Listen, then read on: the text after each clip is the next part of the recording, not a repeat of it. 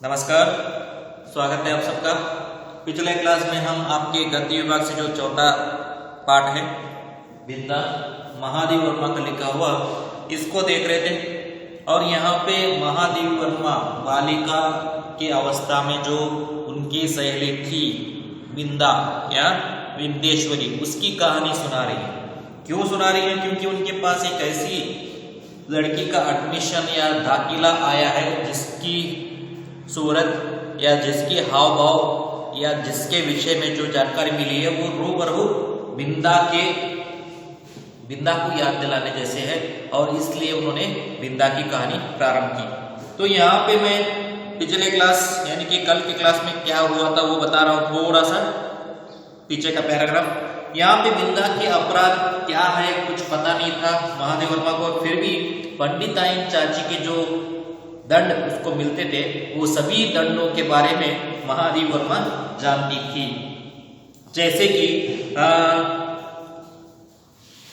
गर्मी के दोपहर में जलती फर्श पर, जलती जमीन पर उसको घंटों खड़े रहना, वो भी पैरों को उठाते उठाते खड़े रहना। अर्थात पैर जलते हैं तो एक पैर उठाती है फिर दूसरा पैर उठाती है, इस तरह से अपने पैरों को जलने से बचाने के लिए बार बार उठाती हुई घंटों खड़े रहना। चौके के खंभे से, चौका यानी कि जहां पे छत की मजबूती के लिए आवश्यकता होने पर एक खंभा लगाए रहते हैं, वहां पे उस तरह का या बीच में एक खंभा लगाए रहते हैं, वो खंभे से उसको घंटों तक या दिन भर बांध के रखना है।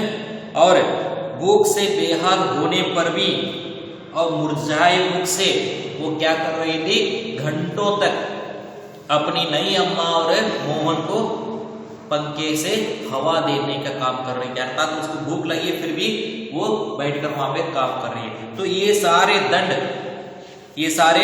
दंड उसको मिलते थे, और यहाँ तक कि उसके अपराध करने पर भी दंड मिलते थे और ना करने पर भी दंड मिलते थे। क्यों? क्योंकि ना किया तब भी दंड।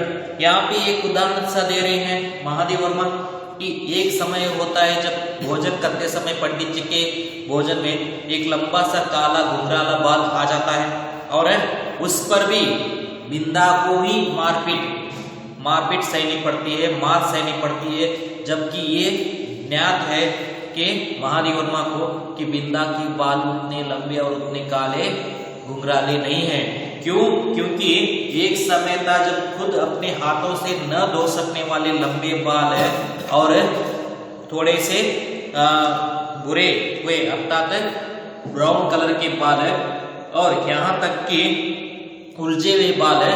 ऐसे बालों को पंडिताइन चाची ने एक दिन कैंची चला दी, अर्थात कैंची से काट कर कूड़े का ढेर बना दी थी या कूड़े में फेंक दिया था, और उसके सिर को बिल्ली के बालों जितना कम बालों वाला सिर बना दिया था।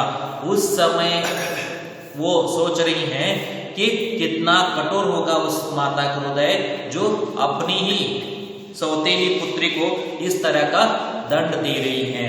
और बिंदा भी देखिए यहाँ पे बाल काटते समय इस प्रकार बैठी है जैसे कि उसके बाल है ही नहीं और सिर भी उसका नहीं है, वो पूरी तरह से अपनी नई अम्मा को सौंप कर चुपचाप बैठी हुई है।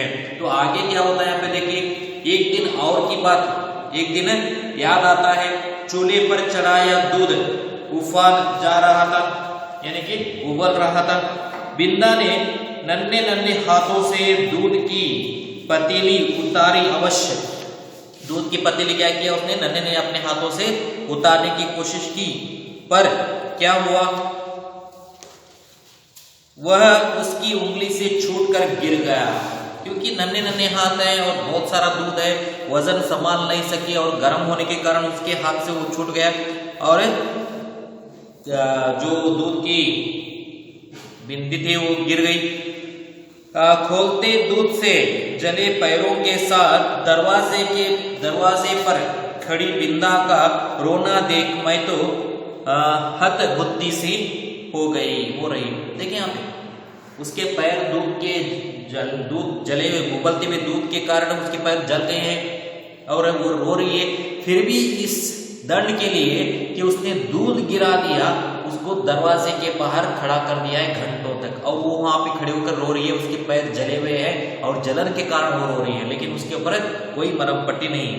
पंडिताइन चाची से कहकर वो दवा क्यों नहीं लगवा देती, पंडिताइन चाची से बोलकर वो दवा क्यों नहीं लगवाती, ये प्रश्न अभी तक समझ में नहीं आ रहा है महादेव वर्मा को। यह समझना मेरे लिए कठिन था। उस पर जब बिंदा मेरा हाथ अपने जोर से धड़कते हुए हृदय से लगाकर कहीं छुपा देने की आवश्यकता बताने लगी, तब तो मेरे लिए सब कुछ रहस्यमय हो गया। अर्थात एक दिन आता है जब बिंदा क्या करती है, महादेवी के हाथों को अपने हृदय पर रखती है और जोर से धड़कने वाले हृदय को महसूस कराते हुए उसको कहीं छुपाने की बात करती है, लेकिन महादेवी को कुछ समझ में आता है कि वो छुपाने की बात क्यों कर रही है। तो वो भी एक तरह से रहस्यमय था महादेवी वर्मा के लिए। उसे मैं अपने घर में खींच लाई अवश्य, पर ऊपर के खंड में माँ के पास ले जा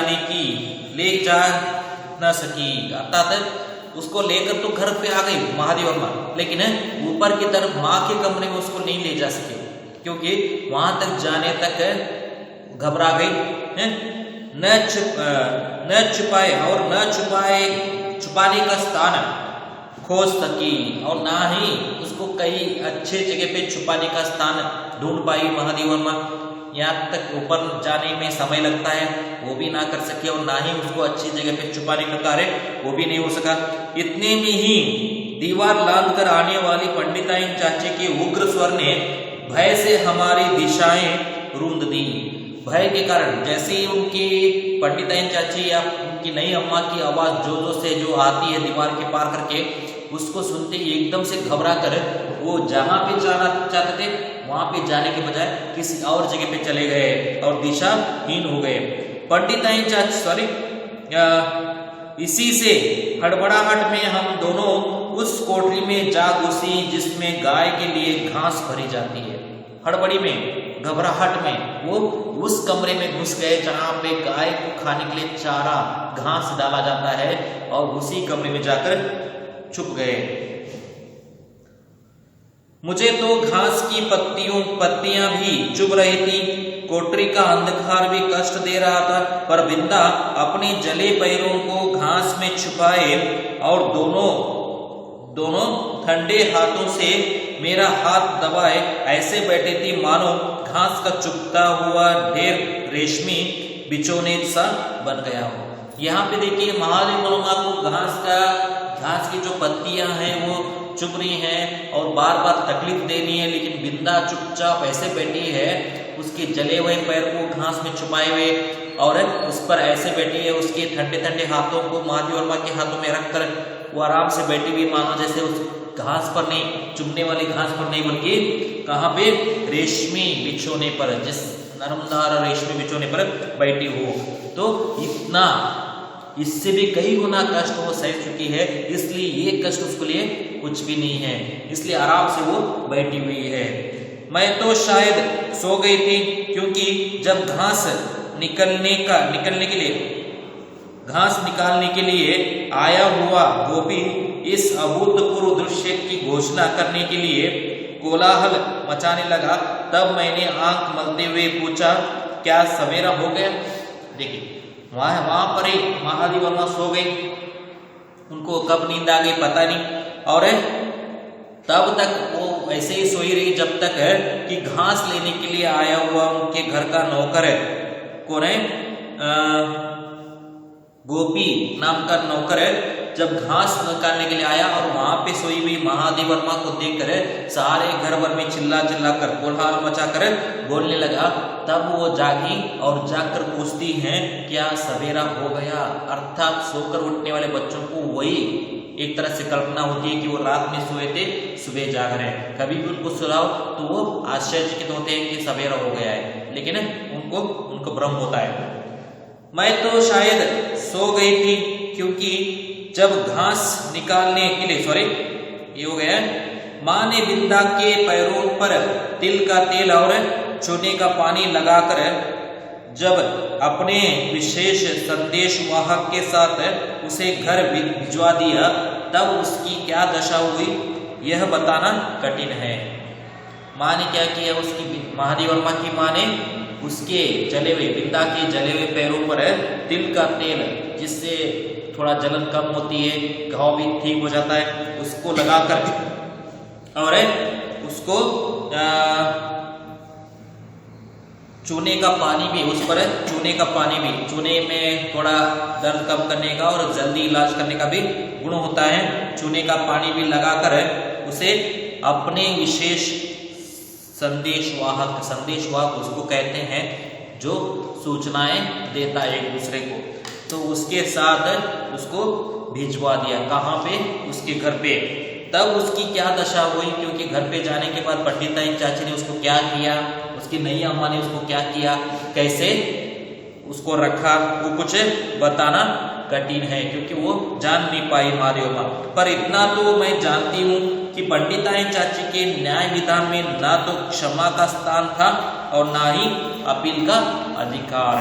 तो यहाँ पे ये भी पता था महादेवी माँ को कि कितना भी कुछ सोच ले, पंडिताइन चाची के न्याय विधान में, न्याय जो देते हैं ना, उसमें ना ही कुछ क्षमा का स्थान था और ना ही कुछ बोलने का अधिकार, तो अपील का कोई अधिकार नहीं था। तो यहाँ पे मैं स्टॉप कर रहा हूँ। आगे की कहानी लेकर हम कल फिर उपस्थित होंगे। कल फिर मिलते हैं। धन्यवाद।